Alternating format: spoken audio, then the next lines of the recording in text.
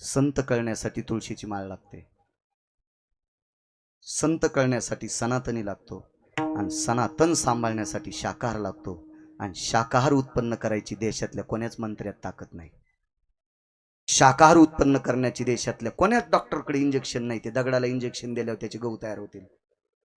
शाकाहार तयार करायची ताकद नागरेसरी एकाही शिक्षण महर्षाची ताकद नाही. शाकाहार करण्याची ताकद भारतातले सगळे महाराज बाबाजी एकत्री आले तरी आपल्याला मंत्र म्हणल्यावर गहू ज्वारी तयार करता येत नाही. म्हणून शाकाहार तयार करायची ताकद फक्त काळ्या आहे.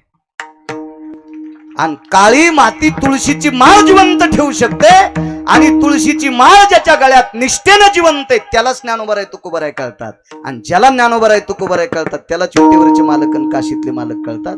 तुम्हा कुटुंबातल्या लोकांना शेती आवडती, सावंत कुटुंबांना तुम्हाला खूप खूप गिरगावकरांचे धन्यवाद. विठाला विठाला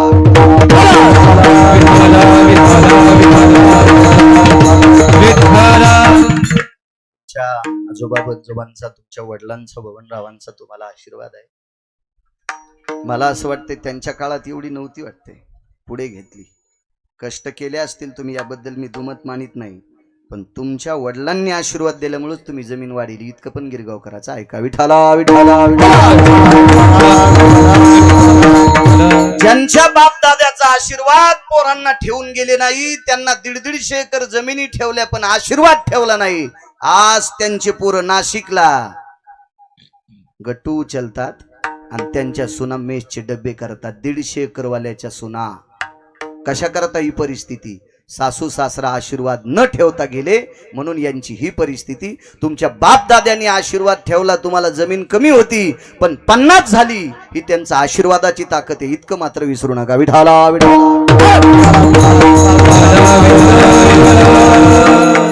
स्वर्गीय वैकुंठवासी बबनरावांचे 4 पुत्र, रंगनाथराव असतील, राजभाऊ असतील, गजाननराव असतील आणि बाळासाहेब असतील, या 4 सुपुत्रांनी मोठ्या श्रद्धेने आपल्या वडिलांचं श्राद्ध करतात. खूपच धन्यवाद. आज श्राद्धाच्या स्वयंपाकाला द्राक्षाचं सरपण आहे. हो, कधी कधी द्राक्ष विकत घेऊन खावं लागते. आता द्राक्षाच्याच बुडाचं जाळ आहे, आता त्याच्यावर सगळा स्वयंपाक व्हायला. किती चविष्ट असेल याचा विचार करा. विठाला विठाला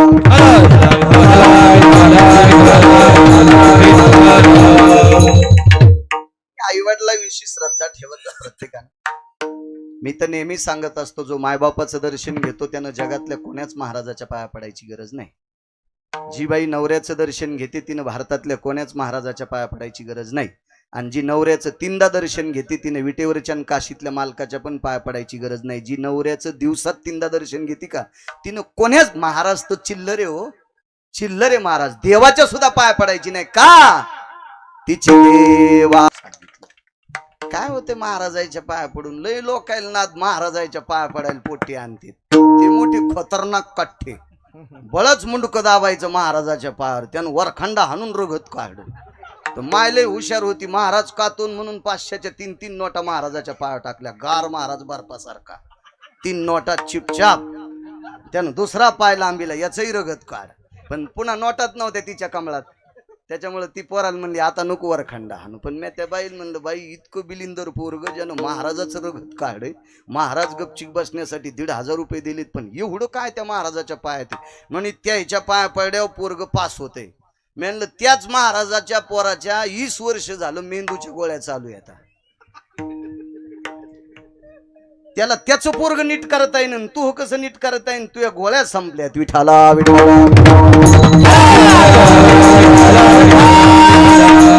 आपण घरातल्या लोकांचा आदर करा. जो आई वडिलांचं दर्शन घेतो, जो आपल्या पतीचं दर्शन घेते, माझ्या माईंनो तुम्ही घरातल्या लोकांचा आदर करा. विटेवरचा मालक तुमच्याकडे येईल. तुम्हा 3 भावांना सांगतो, तुमच्या वडिलांनी तुम्हाला कर्तव्याची दिशा दाखवली, कर्तव्याची झालर पांघरली, निष्ठा शिकवली. ते शरीरानं जरी गेले असतील तरी आशीर्वादाच्या रूपानं जे ज्या स्थळात असतील त्या स्थळातून, पितृगणातून तुम्हाला आशीर्वाद देत राहा. तितकं तुम्ही गोड वागत राहा, तितकी त्यांच्यावर तुम्ही श्रद्धा ठेवा. तुमच्या बाबांचा एक प्रतिमा छोटीशी तयार करा, एखाद्या घरात लावा, दक्षिणेकडे तिचं तोंड करा त्या प्रतिमेचं. आणि तुम्ही घरातून आपल्या कामाला निघत असताना एखाद्या देवतेचं दर्शन विसरलं तरी चालेल, पण जाता जाता तुम्ही तुमच्या वडिलाच्या प्रतिमेला नमस्कार करा, तुमचा दिवस सुखात जाईल. सगळ्यात मोठा पुरुषार्थ तो आहे. काय होतंय माहितीये का, माणसं ज्यांनी संपत्ती कमवली कृष्णाबा लोक त्याला नमस्कार करीत नाहीत आणि गैल्या गुंग्याचे फोटो घरात लाईत, म्हणून त्या घरात सुखत नाही. एक जण म्हणला, महाराज मी 3दा वास्तू शांती केली, तुमच्या हातानं बी केली, म्हणलं मला पुरतो या घरात, मग तुला सुख भेटल. तू 100-200 महाराज पुरले तरी तुला सुख भेटणार नाही, तुला चांगलं वागावं लागेल. सोमळ्या विठाला विठाला.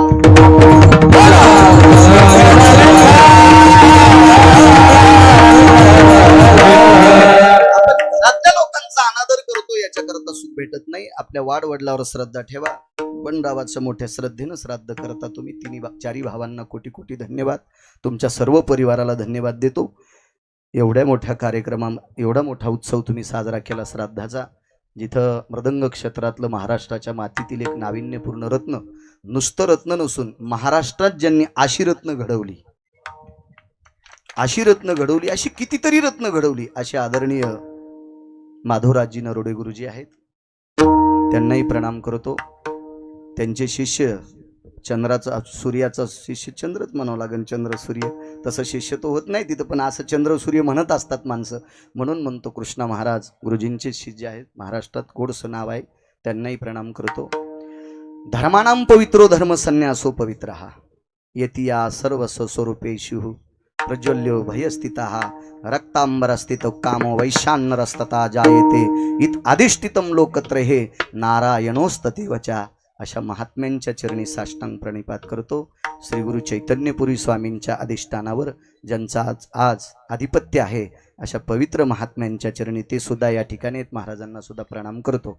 गायन क्षेत्रातली बुलंद तोप आपल्या मराठवाड्याला लाभलेले हे रत्न आदरणीय गान कोकिळा किशोरजी महाराज दिवटे उत्कृष्ट कीर्तनकार पण आहेत. ते कालांतरानं जास्त कीर्तन केले तर मला घरी बसावं लागेल एखाद्या वेळेस, जरा हिशोबातच राहू द्या तुमचे. असे आदरणीय किशोरजी गुरुजी सुद्धा आहेत, गोडसं गायन करतात. तथा तोडीस तोड गायन क्षेत्रातली बुलंद तोप आदरणीय संतोषजी वाघगुरुजी सुद्धा आहेत. गोड गायन क्षेत्रातल्या बुलंद तोफी आहेत त्या. आदरणीय पोहेकर गुरुजी, आवाजावर ज्यांचं गोडसं प्रभुत्व आहे, फार दिवसापासून माझी भेट आहे. आदरणीय पोहेकर गुरुजींना सुद्धा धन्यवाद प्रणाम. तथा ज्यांनी सुरुवात केली असे हरिभक्तीपरायण आमचे कृष्णा महाराज. वा, वयानं जरी उंची कमी असेल तरी आवाजाची उंची मात्र त्यांची मोठी, इतकं लक्षात ठेवा. तिथं अशा कानाला लहरी येत होत्या. गोड अशी सुरुवात केली कृष्ण महाराज, तुम्ही सुद्धा धन्यवाद. आदरणीय शंकर महाराज आहेत, महाराजांना सुद्धा धन्यवाद प्रणाम. आणि ही सगळी सर्व मंडळी, मस्तक माझा पायावरी या वारकरी संतांच्या गावातली पंचक्रोशीतली सर्व भजनी मंडळी, सर्वांना प्रणाम करतो. साऊंड सिस्टीमवाल्याला धन्यवाद, कॅमेऱ्यावाल्याला धन्यवाद. आमची नीट काशी करा. विठाला विठाला विठाला.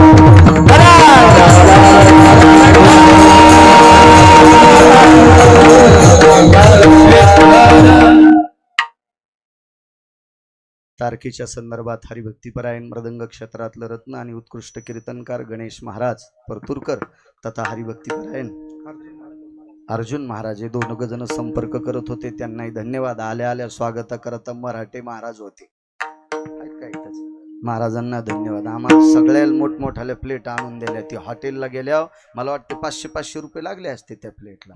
चांगली यजमानानं सोय केली. वा वा. ते वाकड्या तोंडाचे काजू, त्याशी वाकड्या तोंडाचे असते पण चव चांगली. मी शेंगदाण्याला काजू म्हणून खाणारा माणूस आहे. आपल्याला कशाला ताण घ्यायचा.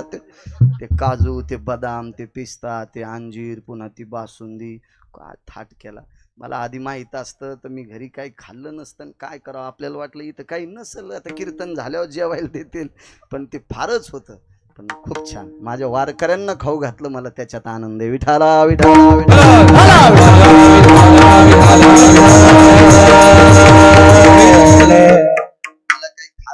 ते सगळं वजन वाढवायचं होतं. मी वजन कमी करण्यासाठी तिकडं 3 महिने गेलो ना, आता ते खाल्ल्यावर पुन्हा एखादी यात्रा करावं लागली असती, म्हणून नको म्हणलं. मला काय मुख रोग थोडाच झालाय कावळ्यावानी. मलाही ते आवडतंय. काही आजारही नाही गुरुजी, त्यांना माहिती आहे नागरे सरांना, काही दुसरा आजार नाही, पण नको ते आता गाडीत बसायचा जास्त वेळ येतो, म्हणून ते पदार्थ जरा वजन वाढ होते. आणि यांचं पक्वदबाजीनं म्हणजे कुस्ती खेळणे, लहानशी कुस्ती आहे, मुकी कुस्ती. आणि काय सामान्य ताणे मारायचेत काय, हे 2-2 भाकरी एक एक चालीमध्ये जातात, ते काय साधे आवाज काढायचे का? त्याला आम्हाला स्पष्ट बोलायचं, हळू हळू चुटुक चुटुक पोपट बोलले आणि विठाला विठाला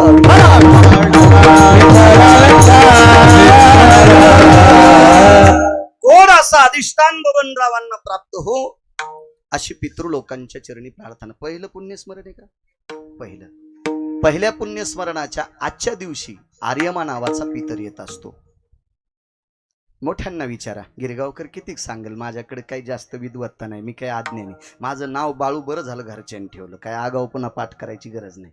कोणी म्हणलं तुला लय येत नसेल तर मग मी बाळूचे, कशाला ताण घ्यायचा, बाळूला काही येत असतं वय. त्याच्यामुळे आपलं मग एक जण म्हणला बाळासाहेब, म्हणलं चुकून करू नकोस त्या आगावपणा, बाळूच नाव टाकी जाय, चांगली गोष्ट आहे ती. म्हणजे जरा जोरा काही नाही अभ्यास नसला तरी गुरुजी धोकून जात असते. चला, आर्यमा नावाचा पितर आज येत असतो आणि आर्यमा नावाचा पितर आज बबनरावांचा लेखाजोखा 2 व्यक्तीकडनं घेत असतो. त्या 2 व्यक्ती आहेत चित्र आणि गुप्त. चित्रगुप्त आर्यमा नावाच्या पितराकडे सादर आदरानं बबनरावांचा लेखाजोखा देतात. 2 लेखाजोखा, एक सत्कर्माचा, एक इहित आणि एक निषेध कर्माचा. इहित कर्म आणि निषेध, एक चांगला आणि वाईट शब्द वापरा वाटत नाही. एखादा म्हणील आमच्या बापानं वाईट काम केलंच नाही महाराज, तुम्ही कीर्तनात कसं काय म्हणले? पण चित्रगुप्त 2 आहे. येन चित्रगुप्ता भय व्याप्तियाम कर्मो निषोधो भय व्याप्तिया यत् पुण्यकाराणाम आर्यमानाम पितरस्ततेवच यज्जायते नम पुण्यफलायन मगध भयायन जायन्ते क्रतुसंगाया शास्त्र पुनीता उचित खला भय संगजना पितरं भययति अनुरागे शंख भयायन सकल सुधा चत कलयन सकल सुधा कामां भययनि जायन्ते कामां भययनि जायन्ते कामां भययनि जायन्ते. तो आर्यमा नावाच्या पितराकडे हा लेखाजोखा चित्र आणि गुप्त देऊन टाकत असतात.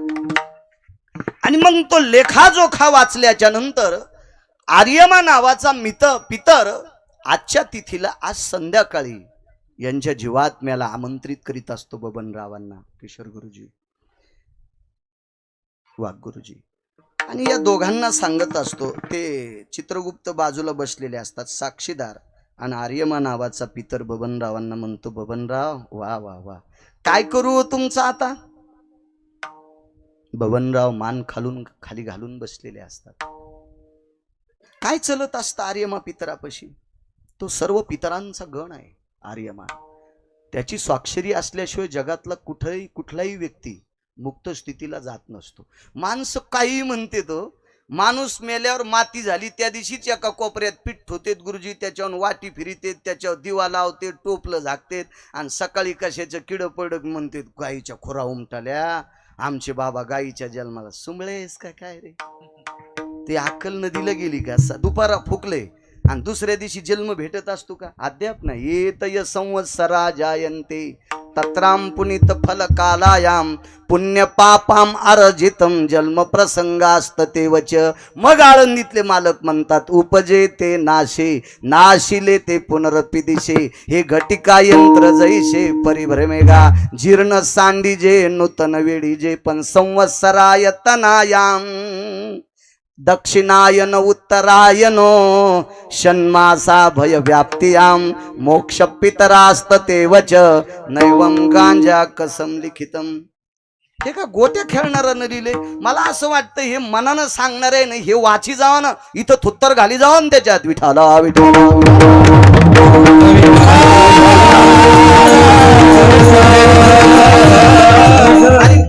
लेखाजोखा बघितल्याच्या नंतर आर्यमा पितर सांगत असतात, तुम्हाला हा जन्म, पैठणच्या मालकांचं वाक्य, पाप पुण्य समान समी, 2 समान असलं पाहिजे. मग कोणत्या भूमीला येतात? तै पाविजे. हा, मग मनुष्य.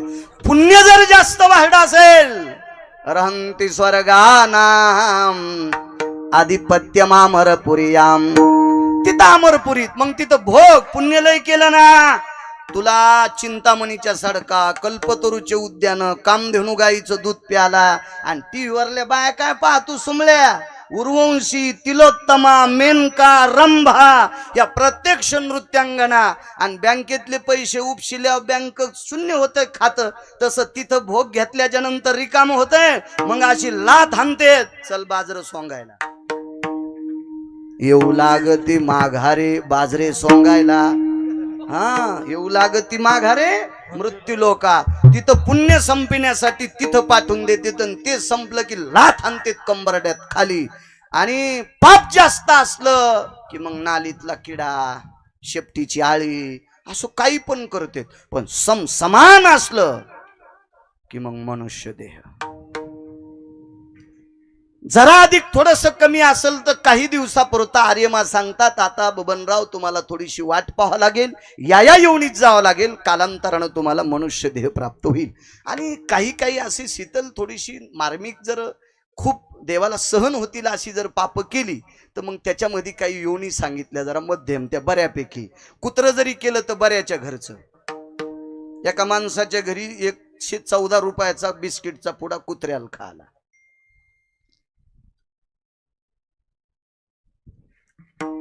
हुशे साहेबाची तर वाघच पाळायचा राहिलाय आता. तिथं जास्त जात असतो, फक्त वाघ नाही पाळला, बरेच प्राणी आहेत त्याची. आता ती किती सोय करीत असतील.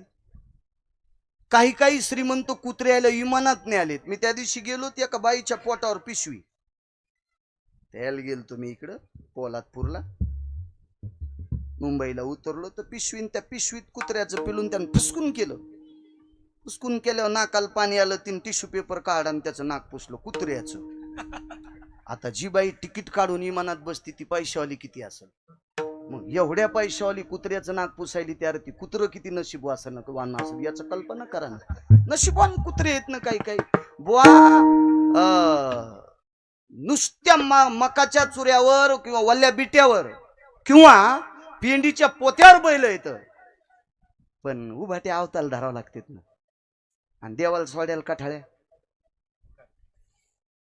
कोणाच्या बिट्या हाणतू का नाही, नशीब घेऊन आला. मग अशा काही मध्यम येऊन येत ना. पुण्य पाप पुण्य कळत नसेल पण सुख प्राप्त होणाऱ्या पंखेत मसडायला. पंखे पंखे आमच्या जिंतूरला एक माझे आमदार होऊन गेले स्वर्गीय, त्याची तर 6व्या मजल्यावर म्हशीला पंखे. मुंबईला 6व्या मजल्यावर म्हशील पंखे. मला तिथून वघारी आणायच्या होत्या 100. पण मी एक जणाला म्हणलं तू सांभाळतो का, ते म्हणलं वघारी न गो. आणि ते नाशिकला आता गट्टू उचलायला गेले. नाही मस्त 100 वघारी करून देत होतो. त्याच्या आता 200-400 झाल्या असत्या, म्हणजे 200-300 लिटर दूध गेलं असतं. चांगले चांगले पैशावाले कॅटल्या घेऊन त्याच्या पुढे उभे राहिले असते. आता हे सायकल घेऊन नाक्यावर उभं राहतं, मला काम द्या. ते कामगार चौक असतो ना, तिथं डबा घेऊन घरचा उभं राहतं. मला ते ऐकलं नाही त्यानं. आता म्हणते, म्हणलं टाइम निघून गेला ना बापू, आता नसतो. विठाला विठाला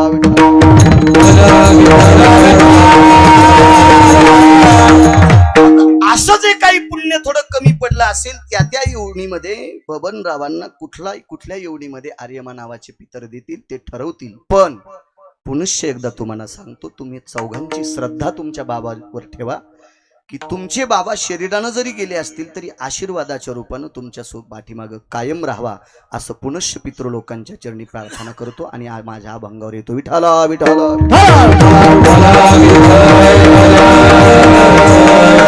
आपल्या अभंगाचा येवनिया काळ बैसला असे उसा. स्वामीजी काळ हा कोणाला सोडत नाही ना. तुम्हा भगव्यातल्यांना सोडतो. तुमचे 2 संन्यास सांगितले.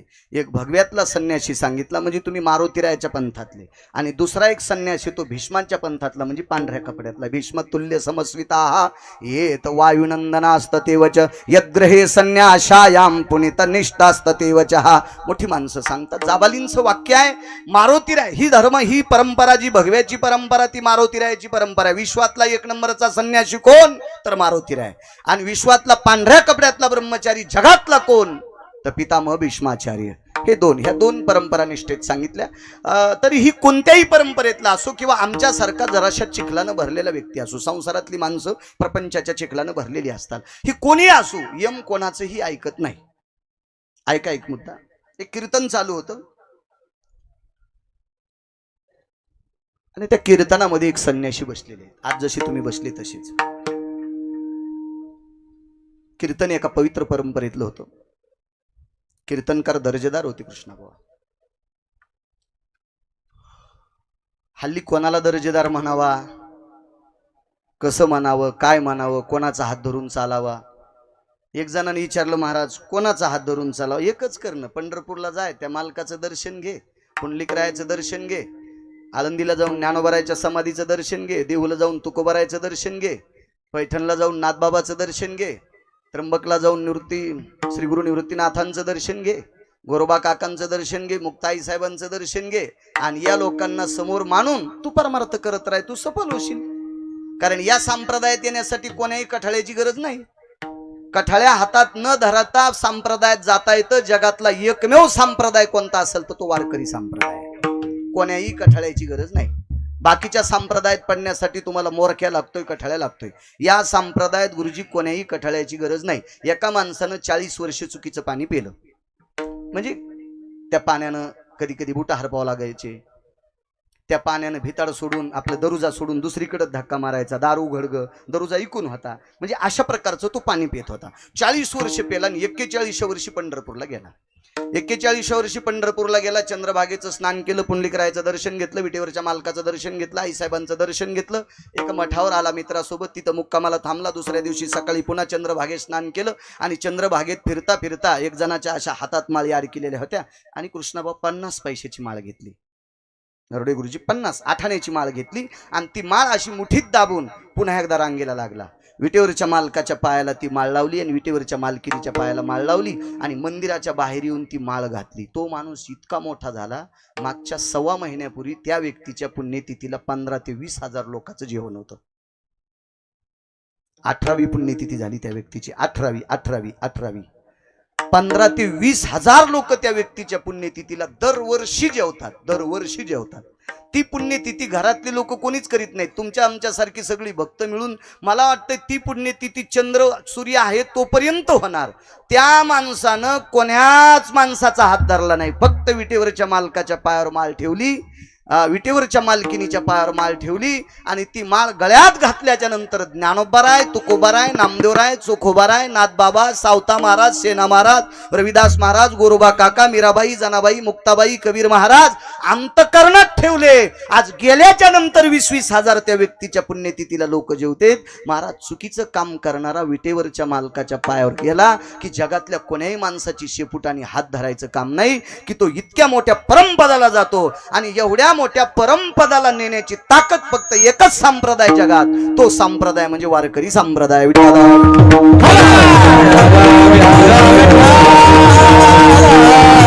आणि अशा दर्जेदार परंपरेतल्या एका सात्विक सदाचारी पुण्यशील व्यक्तीचं कीर्तन चालू आहे. येऊन या काळ बैसला शिवसा सांगते. आणि ते कीर्तन ऐकायला एक संन्यासी महात्मा होते. त्या संन्यासी महात्म्याचं नाव होतं धीरजगिरी. ऐकायला बसले आणि कीर्तनाची परंपरा अशी होती, सूर्य मावळायच्या अगोदर पंचांग बघून 2 तासानं कीर्तन सुरू करायचं आणि सूर्य मावळला की मामा ती कीर्तन जय विठ्ठल व्हायचा आणि त्याच्यानंतर पंगत बसायची, आरती वगैरे होऊन पंगत बसायची आणि सगळी लोक जेवायची. जुना काळ आहे. कीर्तन सुरू झालं, कीर्तनकाराचं तोंड पश्चिमेकडे असायचं. आता ही पश्चिम दिशा हो, आणि ऐकणाऱ्याचं तोंड पूर्वेकडे असायचं. तर त्या काळात ऐकणारे दर्जेत बसायचे. तुर्कस्तान, अरबस्तान, पाकिस्तान असं बसत नव्हते. आता माणसं ज्याच्या त्याच्या सोयीनं बसतील. काय विठ्ठल विठ्ठला विठ्ठला विठ्ठला.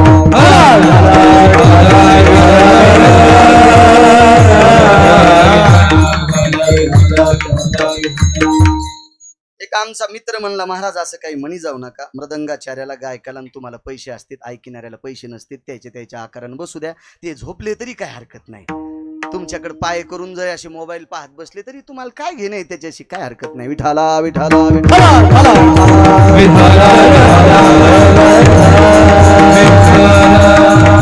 कीर्तन सुरू झालं. दर्जेदार लोक, काय मृदंगाचार्य, काय गायनाचार्य लोक. गुरुजी तो काळ किती गोड असेल, किती निष्ठा असेल, किती पवित्रता असेल. त्या परंपरेतल्या कुठल्याही गायकाला भजनाला आल्याच्या नंतर टाळ दिल्या जायचा नाही. गुरुजी नाही, तू या परंपरेतला आहेस, तुला टाळाची पिशवी तुझ्या स्वतःची असावा आणि टाळ घरचा असावा. ही परंपरा होती. आता ती शक्य नाही म्हणा, त्या काळात ती अडचण होती, सगळ्या गोष्टी होत्या. आणि टाळ विकत घेण्यापुरती सुद्धा पैसे नव्हते. ज्यानं त्यानं आपला टाळ विकत घ्यायचा ना आपोआपल्या गळ्यात अडकवायची, ही परंपरा. आणि मग एखादा केवढा जरी आला तर त्याला टाळ मिळत नव्हता. कीर्तन सुरू झालं आणि संन्याशी महात्म्यानं मागं फिरून पाहिलं तो 15-20 मिनिटांमध्ये सूर्य मावळणार होता. पण त्या धीरजगिरी महात्म्यांच्या लक्षात आलं स्वामीजी 15 मिनिटात आपली काही भूक भागत नाही कानाची. कीर्तन इतकं गोड होतं, कीर्तन इतकं गोड होतं की ती खूपच त्यांच्या कानाला ते आवडत होतं. त्यांच्या अंतःकरणाला भूक लागलेली होती की मी महाराजांचं कीर्तन किती ऐकू किती ऐकू किती ऐकू. पण आता सूर्य मावळणार आहे, सूर्य मावळला की जे विठ्ठल होणार. आणि 15-20 मिनिटात आरती वगैरे रोप होऊन लोक सगळी जेवायला बसणार. पण त्या संन्याशी महात्म्याच्या सोबत एक चिमटा होता आणि तो चिमटा मांडी खालचा काढला आणि माग न पाहता हळूच कुणाचा खडेल दिशी वाजिला. त्या चिमट्याचा आशय असा होता, भास्करा तेजोकांती, हे रवी, हे दिवाकरा, हे रवी नारायणा, तुला विनंती आहे, माझी भूक संपेपर्यंत तुला मावळता येणार नाही. मी ज्या वेळेला तुला सांगेल आता तू मावळ, त्यावेळेला तुला मावळावं लागेल. मला जोपर्यंत माझ्या कानाला भूक आहे, माझी भूक संपत नाही, तोपर्यंत मला महाराजांचं कीर्तन ऐकायचं. काय ताकद महाराज महात्म्याची. 15-16 मिनिटात मावळणारा सूर्य 1 तास 14 मिनिटं थांबलाय. तर समोर बसलेली लोक ती सुद्धा आवडीचीच माणसं होती ना. ती महाराजांना मानणारी होती, श्रद्धेची लोक होती, सात्विक होती, सदाचारी होती, पुण्यशील श्रोते लोक होती. महाराज परमार्थातली श्रोते ही अत्यंत नम्र स्वभावाची होती. म्हणून आळंदीतल्या मालकांनी तुमच्यासाठी एक ओळी खर्च केली ती, प्रभू तुम्ही महेशाची मूर्ती.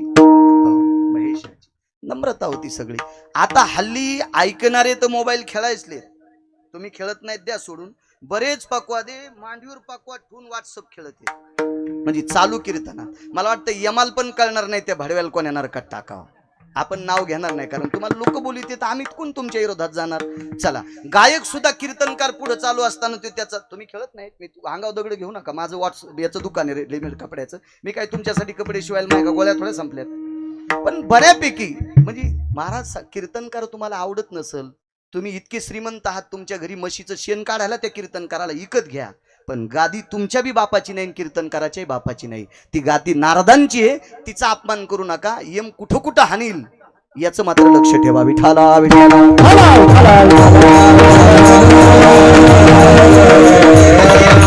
एक धोरण असलं पाहिजे कृष्णा महाराज की आपल्याला लाखो लोक बघायलेत. असा कॅमेरा चालू असेल गुरुजी तर जग पाहलंय, जग पाहलंय. खालच्या बसणारा जर पळला ना तर फार काय झालं तर खडे रुतते, पण उभा पळड्यावर तंगड मोडत असते. आपण उभे येत तिघजण, आपण तिघजण उभे येत. त्याच्यामुळे आपण फार संवेदनशील राहणं गरजेचं आहे. तर लोक आपल्याला कालांतरानं मानत राहतील. आपण जर असाच पोकळवाद करत राहू तर भविष्यात पुढच्या तरुण पिढीचा दृष्टिकोन आपल्याकडे बघण्याचा चांगला राहणार नाही. त्या दिवशी आपल्याला मुकाट्यानं घरातली घरात पप्याच्या माईला कीर्तनं सांगावं लागतील, लग्या पप्याच्या माईलाच वाजून दाखवावं लागतील आणि ताणे घरी पप्याच्या माईलाच वाजून ताणून दाखवावं लागतील. विठाला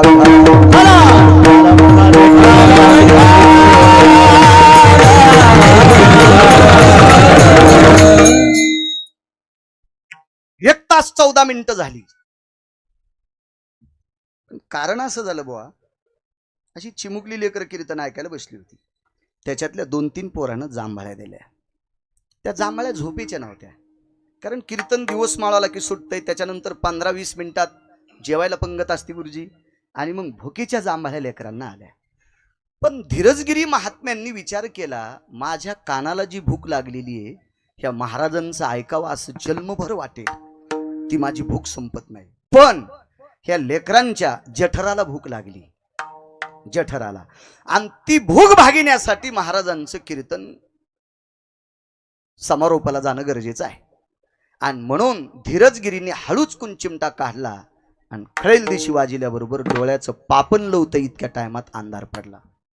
सगळी लोक एकूण एकाच्या मांड्या दाबायलेत. इतक्या लोक अंधार कसा पडतो, नाही तर अंधार पडत पडत पडत पडत पडत असतो, सूर्य मावळत असतो, सूर्याचे किरण धुळीच्या कणामध्ये नागरेश सर ते विलीन असतात आणि मग त्याला संधी प्रकाश म्हणतो. आणि कालांतरानं मग तो प्रकाश संपत असतो आणि अंधार पडत असतो. पण दार लाईट बंद करावा असा सूर्य मावळला. पण लोक म्हणले जाऊ द्या, काय निसर्गाचा कोप असेल, कुठं लोकायला तितकं टाईम आहे इतकं इचकायला, जाऊ दे म्हणले, काय घेणे आपल्याला. पण कीर्तनकार संवेदनशील होते. कीर्तनकार चातुर होते, कीर्तनकार विवेक संपन्न होते, कीर्तनकार निष्ठावंत वारकरी होती. सगळी लोक जेवली, कीर्तनकार उभे होती. सगळी लोक जेवल्याच्या नंतर काही ठराविक टाळकरी, मृदंगाचार्य, धीरजगिरी महात्मा आणि अजून काही निष्ठावंत कीर्तनकार आलेली होती. त्या सगळ्यांना ही पुढच्या पंक्ती उठल्याच्या नंतर मग आतमध्ये वसरीत जेवायला वाढलं. जेवायला वाढायला गिरिजा माया होत्या. माझ्या वाचनात 2 गिरिजा माया आल्या. एक पैठणच्या मालकांच्या धर्मपत्नी आणि एक ठाकूरबुवांच्या धर्मपत्नी गिरिजा माया. कीर्तन चालू होतं, त्या व्यक्तीचं नाव होतं ठाकूरबुवा, की ज्यांचे घोडे एकादशी धरायचे. त्या परंपरेतल्या महात्मांचं कीर्तन चालू. आणि आता ही सगळ्या लोकांना जेवायला वाढायला गिरिजा माया होत्या. कोण गिरिजा माया? कृष्णाबुवा, आपण त्या जिल्ह्यातले आहोत, आपल्याला स्वाभिमान असायला पाहिजे की त्या गिरिजामाईच्या अंत्यविधीला 3 देव आलते, ब्रह्म, विष्णू आणि महेश. टाळ घेऊन प्रेताच्या पुढं, टाळ घेऊन प्रेताच्या पुढं गुरुजी. चौघाच्या खांद्यावर गिरिजामाईचं प्रेत. आणि गिरिजाई साहेब मृत्यू पावल्याच्या नंतर डोळे उघडतात आणि समोरच्या देवांना पाहतात. त्यावेळेला सूर्य तोंडात बोट घालतो. अरे बापरे, तोंडावर मारून घेतो होता सूर्य. अरे बापरे, मृत्यू पावलेली बाई आणि ती देवांना बघते, देवांना बघते. तर अरुण नावाची व्यक्ती हुशार आहे. सूर्याचे सारथी पोहेकर गुरुजी, अरुण कृष्ण बुवा, शंकर बुवा, अरुण हे हुशार आहेत. कशामुळे हुशार आहेत? ते वारकरी आहेत ना. अरुण वारकरी आहेत. कशाहून? कुर्मदास कोणी माहिती आहे तुम्हाला? अरुणांचा अवतार गुरुजी, अरुणांचा अवतार. आणि वारकऱ्यांनी सूर्यनारायणाला सावध केलं, भगवान तोंडावर मारून घेऊ नका, तोंडावर मारून घेऊ नका. ज्या माऊलीच्या अंत्यविधीला 3 देव येते, ती माऊली किती अधिकारी असेल कल्पना करा. सूर्यनारायणा, तुम्हाला प्रकाश या 3 पैकी एका देवाचा आहे. तुझी या कृपेने सूर्यासी चालणे, ऐसा तू समर्थ. अरुण सांगतात, सूर्यासी चालणे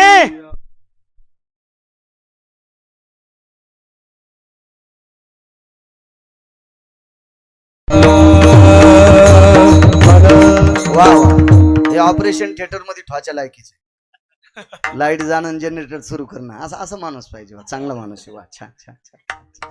हो, नाही तर ऑपरेशन चालून लाईट गेली, मेले होते म्हणलं आता बटन दाबून आलो. आता तू ते बटन दाब लाकडायचं. विठाला विठाला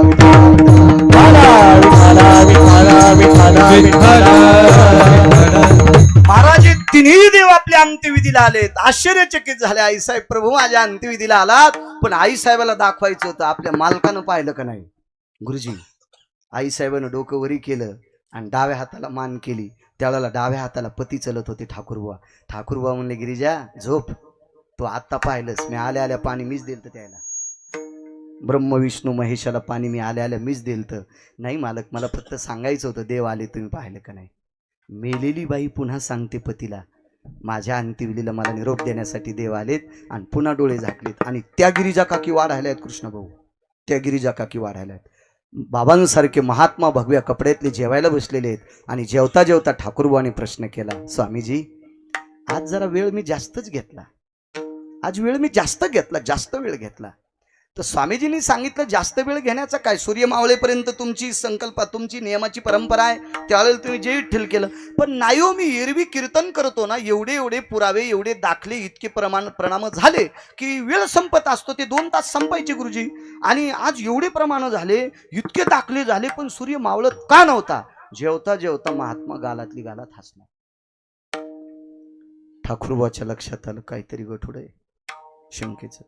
जेवण झाल्याबरोबर जवळ बसले, विडेदान दिलेले आहेत. आणि मग साष्टांग दंडवत केला, स्वामीजी तुमच्या हसण्याचं कारण मला कळावा. मामा, धीरजगिरी महात्म्याच्या डोळ्यातून खळाखळा अश्रू आले आणि दोन्ही हात छातीवर ठेवले आणि ठाकूरबाला प्रणाम केला. महाराज, या पवित्र परंपरेतलं कीर्तन ऐकायची माझ्या कानाला भूक लागली होती, माझ्या कानाला भूक लागली होती. आणि म्हणून मी भगवान सूर्यनारायणाला विनंती केली की मला आवडेल तोपर्यंत तू थांब. मी चिमटा वाजून त्याला सांगितलं होतं थांब. 1 तास 14 मिनिटं सूर्य थांबला. दृष्टांत संपला. गुरुजी, याचा सिद्धांत पहा. ज्या साधूला 1 तास 14 मिनिटं सूर्य थांबिता येतो, पण त्या धीरजगिरी महात्म्याला स्वामीजी इथं थांबता आलं नाही. वय संपल्याच्या नंतर, आयुष्य संपल्याच्या नंतर धीरजगिरी महात्म्यांना सुद्धा जावं लागलं. काळ उशाला बसलाच म्हणून मालक पहिल्या कडव्यात म्हणतात,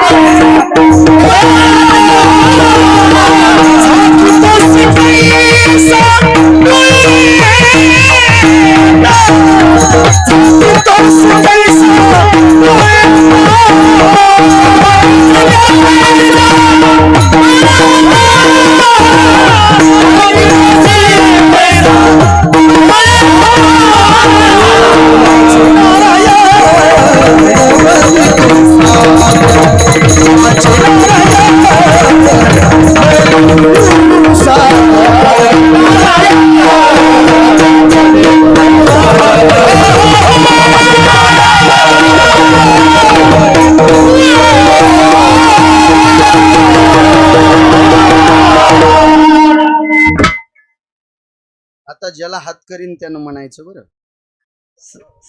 तुम्ही कडीला होते, आता पहिलं झालं ना तुमचं. नाही जाऊ बी नका, कसं जाऊ देईन मी. वा वा, या या तुम्हाला काम येत ना, आम्ही बशी बैल आहेत का काय. विठाला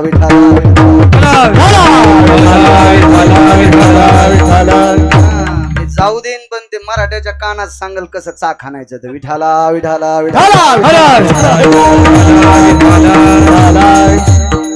मी गाडीत नेतो लांब रोख, मला तिकडच जायचंय. पळती गाडी माझी, तुमची मागून येऊ दे.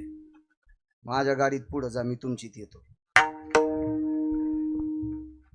बाबा एक महात्मा नर्मदेच्या तीरावर अनुष्ठानाला बसले. तुमची परिक्रमा झाली मागे, कोण्या साली झाली ती? 2010 मध्ये. त्यावेळेला बाबा आश्रम लई कमी होते. तुम्ही खूप कष्टात केली. आम्ही नशीबवान होतो की आम्हाला पावला पावला खाला होतं. तरी मग 15 किलो कमी झालं. तिथून आल्या वाढत होतं, पण असे काही काही आहेत ना आमच्या माग, खाऊ देत नाही ते मास्तर. सुरू ड्रायव्हरला फोन, आज गोड खाल्लं का, आज काय खाल्लं का. भेवच वाटत. असे लय जण आहेत ना माग, 5-6 जण आहेत. हे जाऊन तिथं डॉक्टर साहेबाला सांगतात. मग आम्हाला मान खाली घालावं लागते, तोंडाला मुंगस, बँकेत कोटीन, धोत्राला गाठी. विठाला विठाला विठाला हिताचं सांगतात माणसं, वाईट थोडं सांगणारे. गुरुजीचं लक्ष असतं, नागरे सरांचं असतं.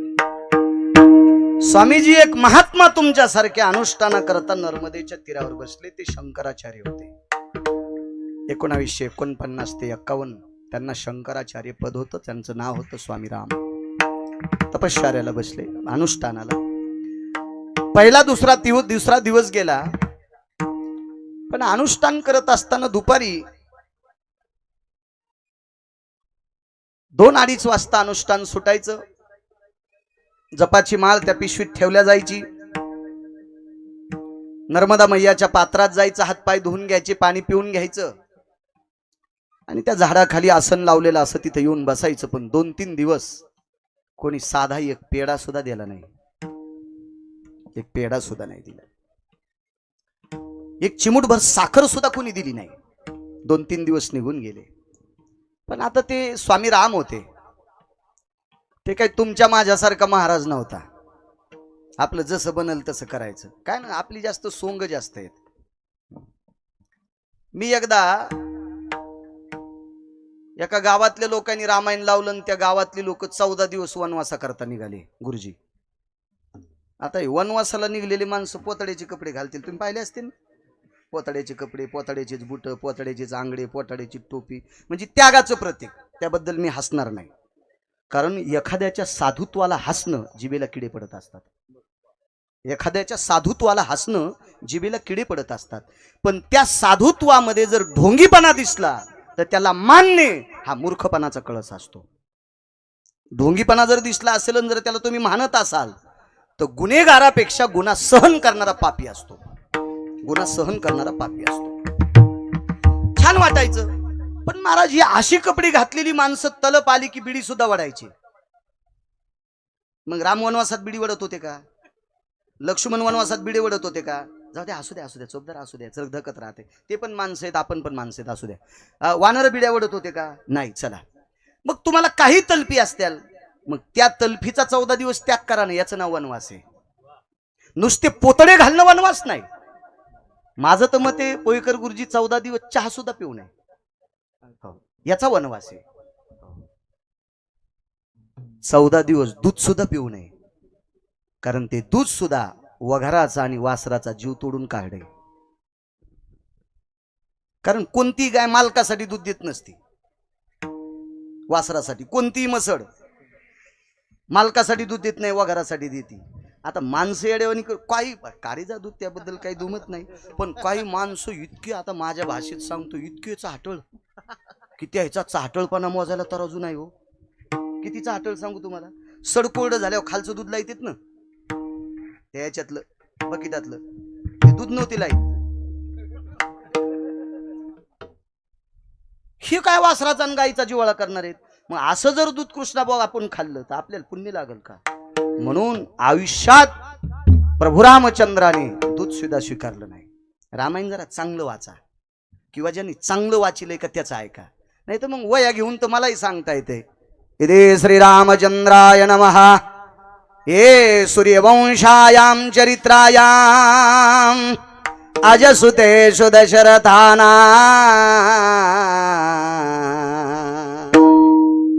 रामचंद्राय रघुवंशयो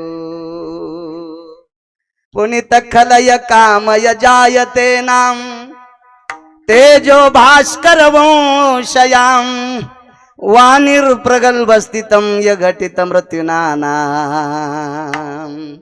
सयो सगर्भेन पुनितायां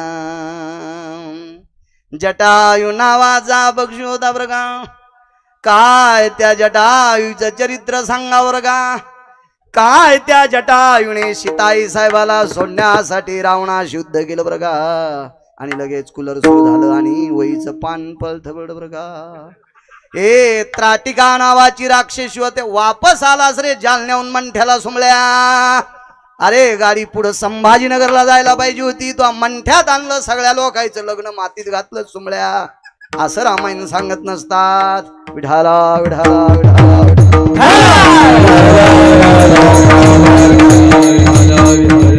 त्याच्यामुळं कोण काय केलंय त्याच्यापेक्षा तुम्ही नीट वाची जा. तुम्ही, माझं एक मत आहे, नागरे सर एक बोलू का, मला जर खोकला आला आणि साहेबांनी मला एक बॉटल दिली, तुम्ही मला लय जीव लावता, तुम्ही लय जीव लावता मला, मग माझ्यावरच तुम्ही दोघांना औषध घेतलं मग खोकला राहतो का? काऊन नाही राहायचा? तुम्ही जीव लाईत नाहीत का मला? बिना जीव लावल्याचे आले का काम सोडून कीर्तन ऐकायला?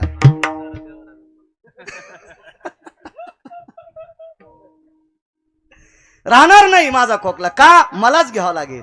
मग व्याधी जर जाण्यासाठी औषध मला घ्यावं लागेल तर साधनाही मलाच करावं लागते ना. हा, तुम्ही साधना केल्यावर आम्हाला पुण्य लाभतंय का? हे जरा डोक्यात ठोत जा. विठाला विठाला.